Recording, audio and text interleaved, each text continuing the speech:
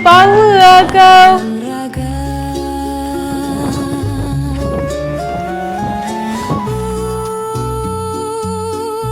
Bapak, kenapa rakam-rakam ni? Sekarang ni, mestilah kena rakam. Kalau tak rakam nanti, cakap tak kira momen pula. Dik, zaman sekarang ni kena tunjuk semua benda kat sosial media.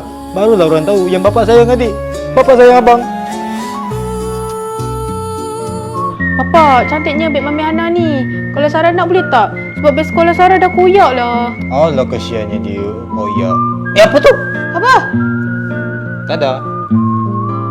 Wah, bapak dah belikan? Mestilah, Sarah nak sayang bapak. Apa ikut-ikut ni?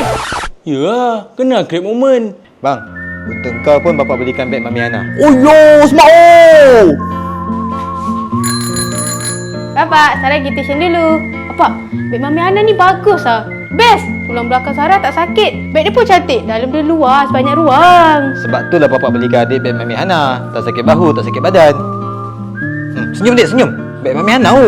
Bapak, malulah orang tengok. Moment. Tak appreciate langsung. Bye-bye.